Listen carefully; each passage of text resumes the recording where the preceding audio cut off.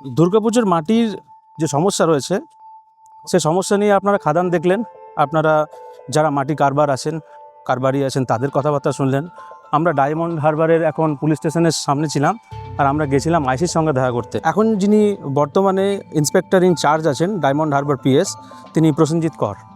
ওনার সঙ্গে আমাদের কথাবার্তা হলো। ওনার একদম সিম্পল আর স্ট্রেট কাট আপনার একটা বক্তব্য যে আমাদের কোনো আপত্তি নেই এই মাটি কুমোরটুলি নিক।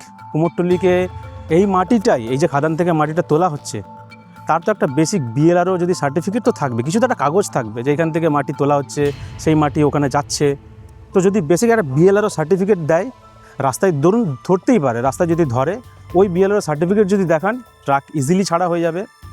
যদি এমনও হয় যে যদি ধরুন কুমোরটুলির যারা দায়িত্বে আছেন, কুমোরটুলিতে একটা বডি আছে, সেই কুমোরটুলির বডির যদি কোনো সার্টিফিকেট দেয় যে হ্যাঁ এখানে যাচ্ছে, সেখানে থেকে এই মাটিটা এখান থেকে গিয়ে ওখানে থেকে রিসিভ করছে, তাহলেও ছেড়ে দেবে।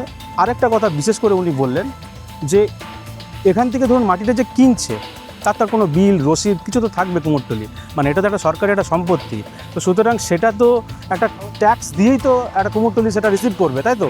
সেটা যদি থাকে আমার মনে হয় তাহলে কোনো প্রবলেমই হবে না। আজ থেকে তারা মাটি ছেড়ে দেবে।